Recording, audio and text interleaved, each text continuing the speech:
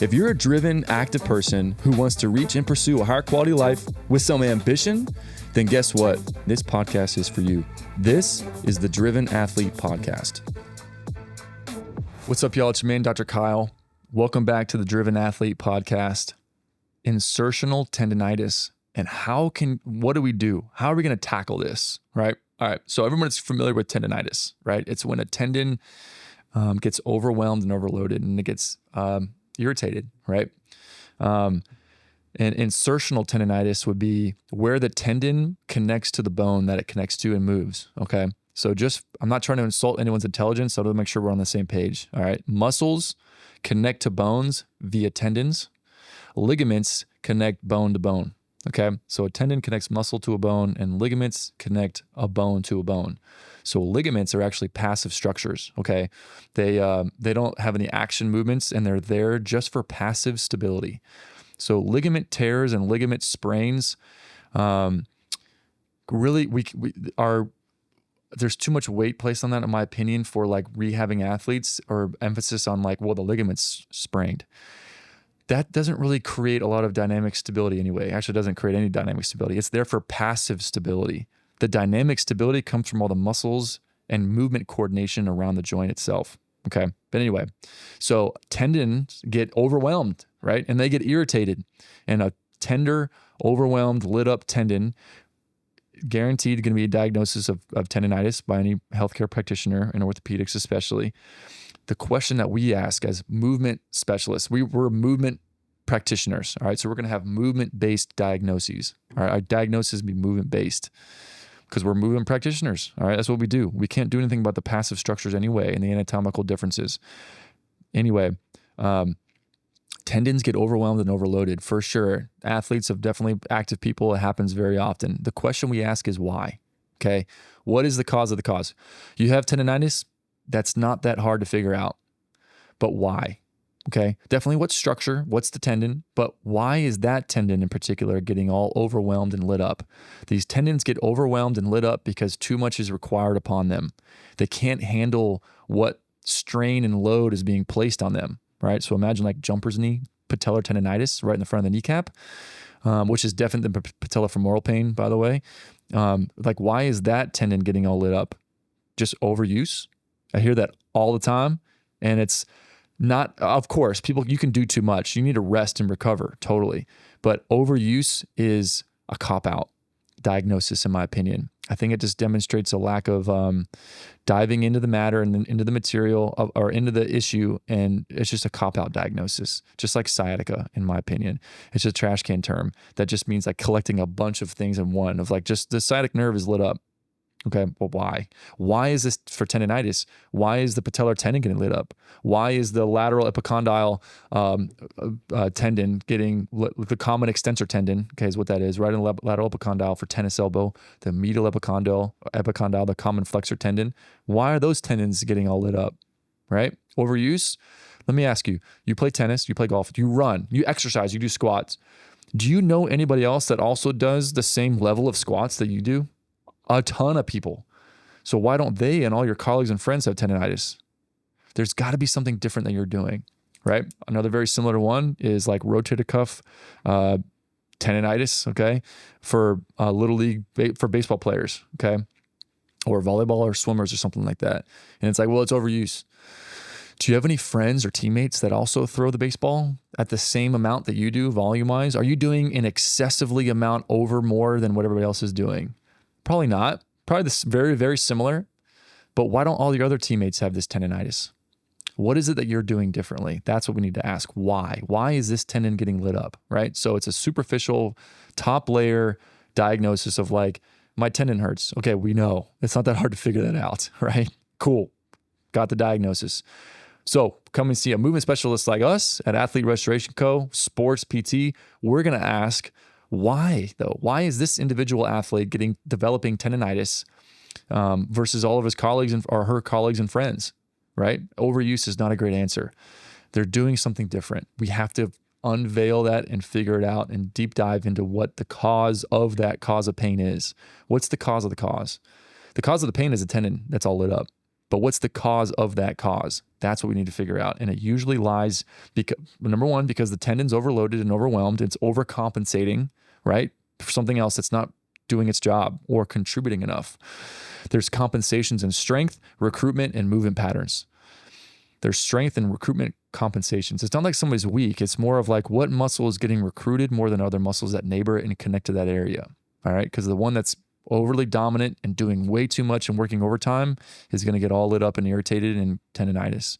And the ones that aren't contributing enough and recruited enough and activated and accessed well enough aren't going to help. So it's like in a job, right? There's overtime workers and there's like people who barely do the bare minimum. Who's going to get tired and overwhelmed first? The ones that aren't doing anything, or the people who are overworking and doing overtime all the time? Of course, the burnout ones that will be the overworkers. And that's that tendon. So we look at it as like that tendon is the victim. It's not the problem. It's just overwhelmed and overloaded. We need to fix this thing, right? It's overwhelmed and overloaded. So how can we figure that out? Usually there's a muscle strength, recruitment, and stability compensation disparity of the neighboring structures. There's also a mobility disparity in the neighboring joints. Okay, if some joints aren't moving well enough and other ones are moving way too much, and they're hypermobile, which ones do you think are going to take the brunt of the movement and initiating movement? It's of course the hypermobility joints. So are we going to manipulate and mobilize hypermobile joints? No. Okay, they're already moving enough. You're actually maybe unstable, okay? We need to mobilize the ones that aren't moving well enough, and those are the ones that usually neighbor it, that contribute to whatever your athletic move is for throwing, for running, for swimming, volleyball hits, like whatever, squats. What other joints are required in that movement? And those ones that aren't moving well enough, that's where we need to intervene with our manual therapy and mobility. Okay, manipulations and joint mobilizations, and then work on soft tissue restrictions. Does that make sense? And the last component is dynamic stability. We have to fix the movement, coordination, and control of these joints and your limb, all these body parts that contribute to this athletic move and active movement. Okay, and that dynamic stability, right? We have to fix that mechanical flaw, the biomechanical flaw that otherwise is going to cause the hypermobile joint and the over-recruited muscle to get overwhelmed all the time. That tissue is going to get lit up. It's doing too much and it's trying to hang on for dear life, but it can't. And so it's failing at this point. So with that being said, if that's the cause of the problem, will an injection fix that? Unfortunately, no. It's going to make things feel better. Totally. And if somebody I don't hate injections. If somebody with the right mindset going into them, they're not a solution. They're just to get things to decrease inflammation and pain real quick, right away, to get things feeling better. So that someone can live their life and not be in agony, right? Or if an athlete has like a playoff game tomorrow and they need to play and their season is about to end otherwise, right? That's where someone needs to make a decision of like, do I just do an injection and I can be pain-free real quick and then handle it? But then usually afterwards, it's like, man, my ankle hurts terribly, or my knee was like really bad. There's a consequence that comes with that, of course, if you just power through and play and when you're numbed up. There's been several pro NFL football players I've talked with that have said the same thing. We're like, man, my knee felt great before games. Then it definitely felt a lot worse the next day. So solution, work through some stuff, take some anti-inflammatories for the next week, and then get another injection pre-game the next week. Feels great, then it hurts even worse. Same process. Get some treatment with anti-inflammatory meds, and then another injection the next week. It's a bummer, but I mean, I get it because I was I like to call myself a high level athlete back in the day, back in the glory days. I get it. Like you need to play, right? The number one factor for an athlete to be effective and produce and their value is being able to play. Their playing time, their durability. Can you just get back on the field or the court, right? Or in the pool or on the tennis court, on the golf course, whatever. You need to get out there and play. Otherwise, like you're not able to showcase yourself. You're not producing. You can't do anything, right? You're not actually playing. So playing time and the durability, therefore, is the number one value for an athlete. But anyway, so with that being said, different approach. Let's figure out why this tendon got a lip in the first place for this insertional tendonitis, okay? So what we got to do, here's what we got to do. Here's what we got to do to fix tendonitis. We have to improve the mobility disparities, okay? The range of motion and mobility disparities of lack of mobility or hypermobility in the neighboring joints. So we have to identify what those are and then intervene appropriately. All right, with joint mobility work, mobilizations and manipulations as appropriate and necessary, and then surrounding soft tissue restrictions. There's soft tissue that can restrict the motion too and create and contribute to the hypomobility of these joints, right? So the soft tissue around there, we can work the soft tissue. We got to do soft tissue work. All right, we definitely can't neglect that. Scraping, like Graston as an example, a tissue-assisted scraping, stripping is usually our go-to. It doesn't really feel good, but we know that active people and athletes want results. They don't want foo-foo treatment. They want like results, all right? So it's just pain with it's just discomfort, right, with a purpose, because we know it's going to fix something. Cupping, I love cupping. I'm a huge cupping fan, all right? It lifts and separates the tissue, breaks up adhesions, develops better fiber gliding so things will be more parallel, and also brings blood flow and breaks up capillaries for better blood flow and nutrients delivering. And then the last thing is dry needling. Dry needling can be really effective to help with soft tissue restrictions too by decreasing acetylcholine reuptake and help with muscle relaxation. It also helps to break up knots like tissue adhesions and lay down new fibroblast tissue for angiogenesis, development of collagen. But anyway, we'll get into that in a second. So we have to improve joint mobility disparities, all those factors, and manual therapy is what that is. We have to do manual therapy. It really sets things up for success for the joints to move better, okay? Unfortunately, joint play and some of the joint mobility can't be fixed with exercise alone. We have to intervene manually. There has to be an external force that intervenes to improve and fix those mobility disparities, okay? And that's manual therapy. So we are huge manual therapy advocates. Athletes and active people need manual therapy to set the joints up for success and address those compensation patterns in the joint range of motion and mobility, okay? So once we improve the joint mobility, compensatory mobility issues in a specific, directly targeted way, right? This is purposeful discretion. Then we can implement the corrective exercises. And that's where we fix the compensational movement pattern dysfunctions, okay? And muscle recruitment disparities. We have to get the muscles to recruit around it. The other muscles that contribute to this action that you do for tennis or golf, there's other muscles required.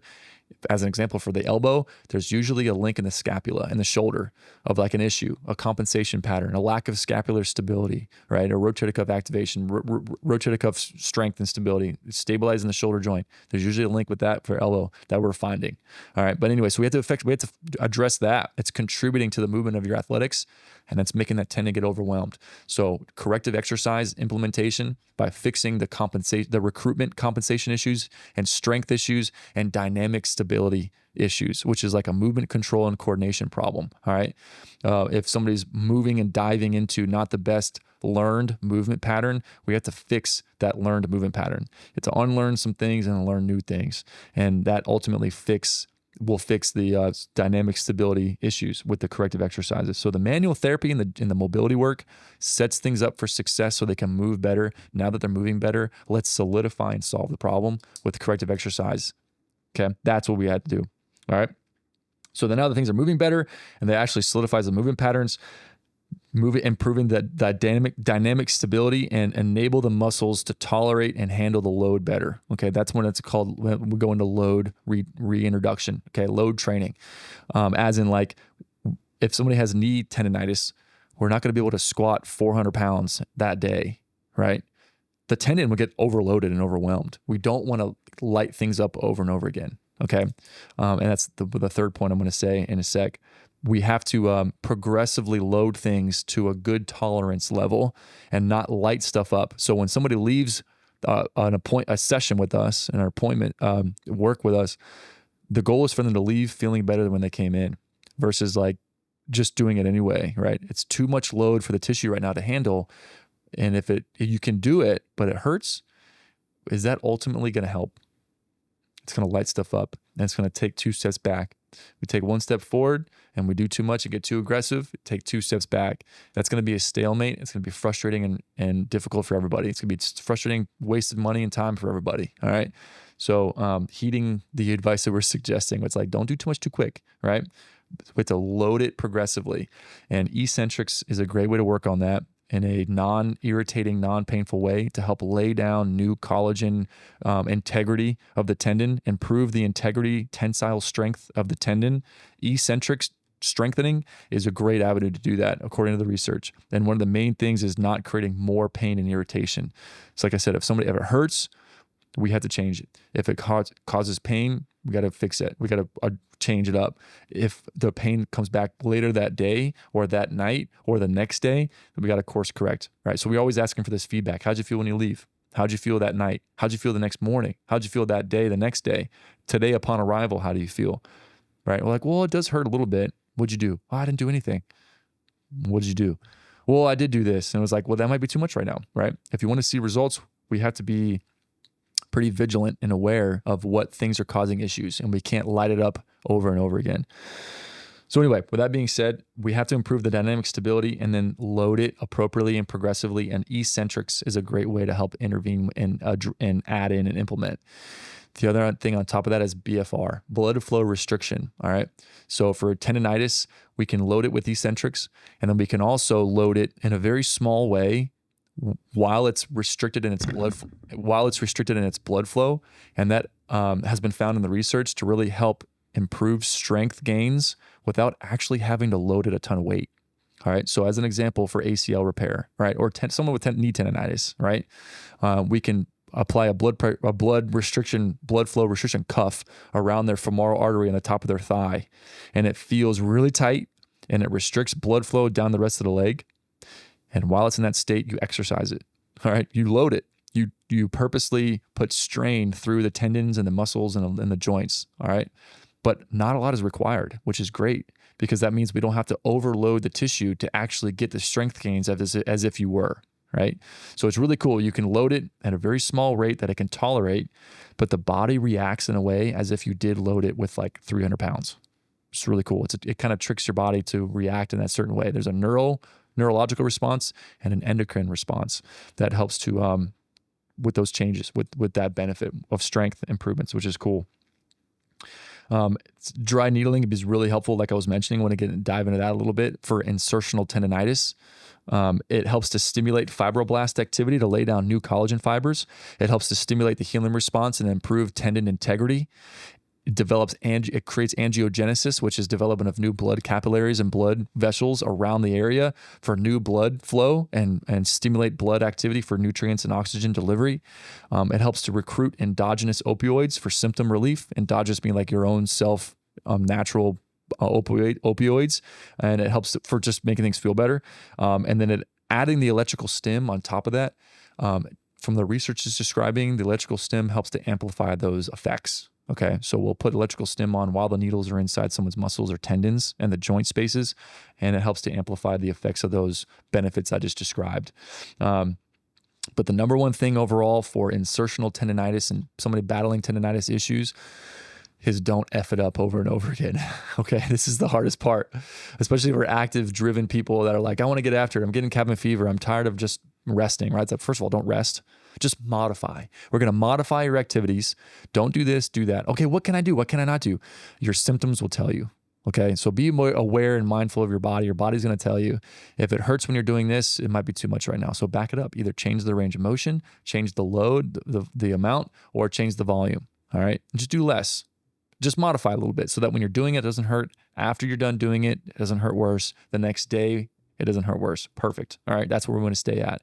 And that's going to change day to day. So being mindful and riding that roller coaster, hopefully it's not a huge dramatic roller coaster. And there is a reason usually people are doing too much too fast, but maybe a small, because there's going to be good days and bad days, but a small roller coaster. And over the period of several weeks, that's where we have a positive trend and you have improvements. And then you're back to doing the thing that you want to do without pain. Boom. That's a win-win. But we can't cut corners or skip steps, if that makes sense. But anyway, we can't F it up over and over again. We have to stop the bleeding metaphorically, and we have to get things to settle down. Okay, so we have to allow things to settle down. And another aspect, just modifying your activity. But the other huge aspect is sleep posture. We can't neglect sleeping position, prolonged positions, work posture, driving posture, eating posture, watching TV posture, and sleep posture. Sleep is the first thing we talk about with all our patients. The position that you put yourself in can set things up for irritation, and it allows it to not be in an advantageous position to heal and recover, because healing and recovery is the main goal for sleep, of course. If we're putting ourselves in positions that don't really allow and facilitate that, we're actually hindering the healing potential and maybe even actually contributing to more irritation, which is no bueno, right? So being mindful of sleep posture is a game changer. We talk about that with all of our patients right away, because very often people will come in and be like, it still hurts. I just woke up and my knee hurts. What'd you do? Oh, I just slept. How about the night before? How did it feel before you went to bed that night? Well, it was fine. I was just doing homework, right? Or I was just like watching TV with my kiddos. What about earlier that day? What'd you do? I just rested, right? I did everything the doc told me, the orthopedic. They were like, just rest and take Advil. It's like, okay, that's not going to be huge. Like there's other things we can implement. That's not going to solve any problems like we talked about at length. There's a time and place for that stuff. But in non-traumatic chronic issues of movement disparity issues, that's not going to solve those movement disparity issues. So anyway, they're like, yeah, it didn't do anything and it hurts. Woke up this morning, hurts for no reason. I'm an anomaly. Doesn't make sense. What position did you sleep at? So you went to bed feeling okay. That day before, you didn't do anything to provoke it. Went to bed, feel fine. Woke up this morning and it hurts. So the only thing you did in between was sleep. What position did you sleep in? Well, I slept on my stomach. Okay. How? With my neck rotated all the way 90 degrees and my shoulder up. It's like, and your neck hurts today, right? Or your shoulder, your rotator cuff, your shoulder hurts this morning. It's like, there's a correlation here. Like your position in your sleep is definitely can affect and irritate stuff or set it up for failure, unfortunately. So sleep position hurts, right? Or my knee hurts, right? And they slept in the fetal position all night with their knees fully flexed, fully bent. And then when they wake up and they extend their knee, it's like, oh, it hurts, right? It was just hyper stretched all night. Right? And a tissue like your patellar tendon that gets overloaded and overwhelmed can chronically get overstretched, right? And gets lit up and irritated and it's overwhelmed. Imagine doing a quad stretch with your knee to your butt all night for 8 hours, not moving, right? It's maintained in that hyperflexed, full flexion position for many, many hours. Do you think when you straighten it, it's going to feel great? Probably not. It's overwhelmed. It just contributed to its irritation, right? So we have to be mindful and aware of that. It's just one contributing factor. That's a very influential contributing factor that sets the whole stage for things to not get better for no reason, right? It just plays a role, all right? So all of this collectively is what ultimately creates lasting results and decreases the risks of this issue returning and actually solves the underlying problem, all right? So a big, huge component of this is education and also lowering the risk of these things coming back in the future. What's preventing it from happening again? Fixing the actual underlying cause of the problem, which is usually the mobility disparities, muscle recruitment, dynamic stability, and movement flaw problems.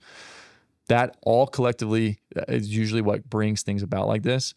Adding in sleep posture, mobility, and soft tissue work, not effing it up over and over again.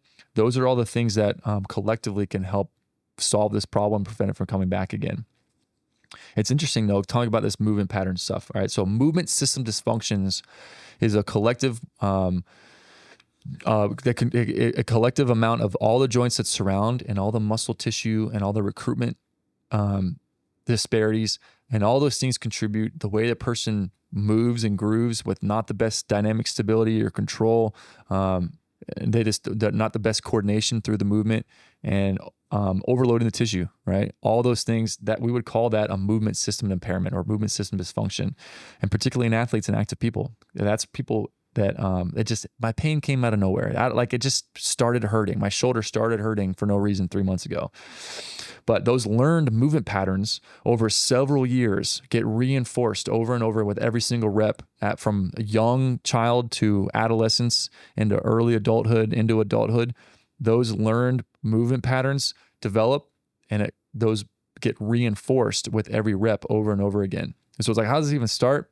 Man, I don't know, right? Beyond me, probably when they were a kid, they just learned how to move a certain way and they were predisposed and set up within those movement patterns to then develop these issues later, years later, because these movement patterns were reinforced and always recalibrated constantly. And it just overloaded the same tissue over and over and over again that no one's going to go to a physical therapist and say like, hey, how's my running form? Am I doing it in movement system impairments? You know what I mean? So no one's going to really dive into this until they actually have symptoms. And it's like, how did this start in the first place? This is really what we would consider to be the answer. It's a movement system impairment. So these learned movement patterns, sometimes it's hard, that's been ingrained for years, is very difficult to unlearn, right? it's more difficult to unlearn something that's ingrained than it is to learn something new most of the time for these active people and athletes. So that's why it takes a little bit of time to educate and just work through this stuff. So it's interesting that what I did not mention in this conversation, right? The question is, I have tendonitis, insertional tendonitis. How do I fix it? Right? What we did not talk about as a game-changing implementation intervention is ice. Interesting, right? Unfortunately, heat or ice, the validity behind what it's purported to do in the research is pretty weak. Okay. The evidence is pretty weak to support that it does what it's actually purported to do, which is decrease inflammation, right? That's what the whole thought is around the public. It's like, oh, ice it. It's going to decrease inflammation. It's not going to get inflammation that's currently in there out. Okay, it's a constrictor. So it's actually maybe preventing fluid that's in there collecting from getting out because it's constricting the lymphatic vessels and the venous return, which we talked about in the past at length also. And it's not going to prevent more inflammation from getting in there if it's not an acute injury. So what they suggest is like after 48 to 72 hours of an injury, ice really isn't as effective in preventing more inflammation from getting in there. That's already happened. That's too late, right? So icing it for no reason is not really going to help prevent getting inflammation out, okay? And then heat, same thought, is it's supposed to be a dilator. It could be good for symptom relief, but it's not really going to help with joint mobility, all right? And warming things up. The best thing to warm things up is actually moving it, just not in a painful way. So the first question we ask with this is like, do you enjoy ice? Do you like it, right? Or do you like heat? Do you think it helps you? That's the number one factor that we'll ask. And like, okay, then do it. It's not going to kill you. We're not going to prioritize it or emphasize it because it's not going to solve your underlying problem. So to summarize this real quick, somebody comes in with tendonitis. What do you do? Insertional tendonitis. How can we fix this tendonitis? Well, number one, coming from a mindset that it happened because of an overuse. That's not overuse. It's overloaded with poor mechanics over a long period of time, right? Overloaded with poor mechanics. So that's a mobility disparity, muscle recruitment strength, dynamic stability, movement system problem, okay? And that's what we have to come from it as. So how do we treat it?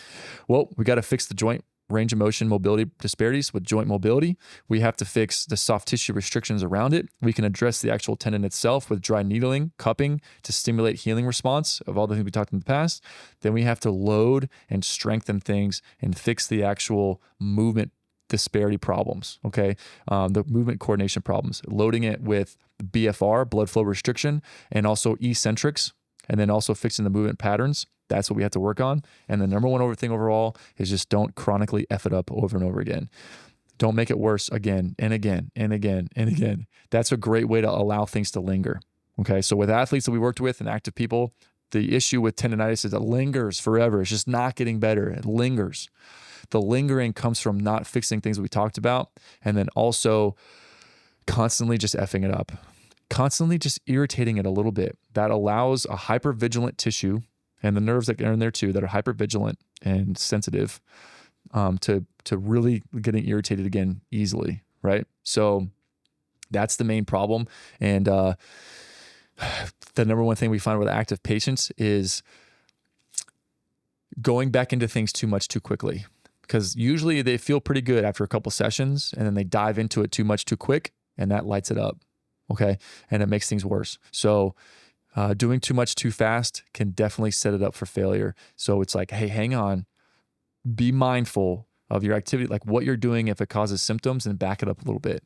We don't want to just power through because they're going to take 5 steps backwards again and we're starting, and everybody's frustrated, right?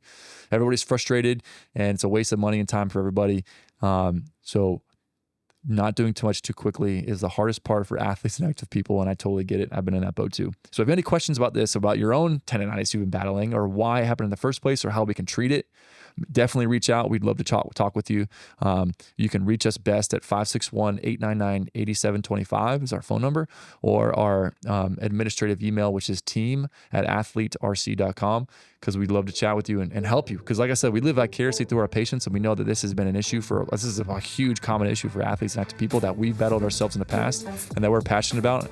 And we just nerd out on this stuff because we live vicariously through our patients. So we're just passionate about this stuff. We want to help you. There is a solution.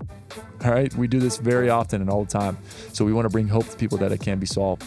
So definitely don't hesitate to reach out. We'd love to talk to you, and we'll catch y'all next time.